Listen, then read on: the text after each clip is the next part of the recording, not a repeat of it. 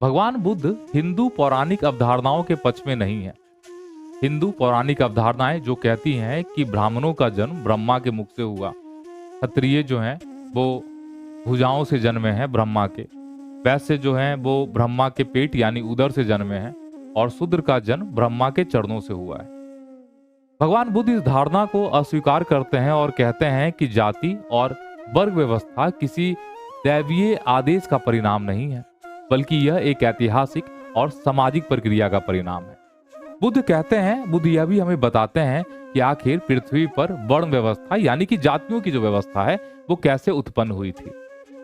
भगवान बुद्ध कहते हैं कि ब्राह्मण वर्ग में वो लोग थे जो समाज में व्याप्त बुराइयों से असंतुष्ट थे और ये समाज को त्याग कर करके वनों में चले जाते हैं, कुटिया बना करके रहना शुरू कर देते हैं और ध्यान साधना प्रारंभ कर देते हैं।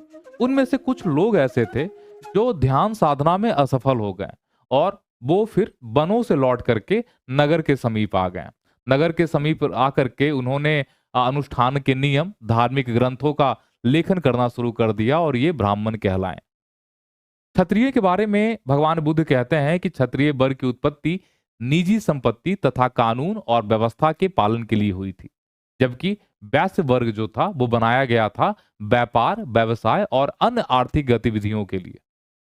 शूद्र में वो लोग आते हैं जो संगठित जीवन से दूर रह करके शिकार तथा खाद्य संग्रह के माध्यम से जीवन यापन करने लगे थे, ये शूद्र कहलाए। पर बुद्धिज्म के अंदर सिर्फ 4 वर्ण नहीं है, बल्कि 5वां वर्ण भी है जो अरहत कहलाया।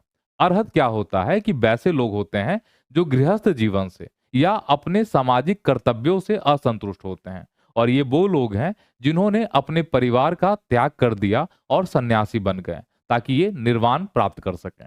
भगवान बुद्ध कहते हैं कि अरहत में चारों वर्ण के लोग सम्मिलित होते हैं।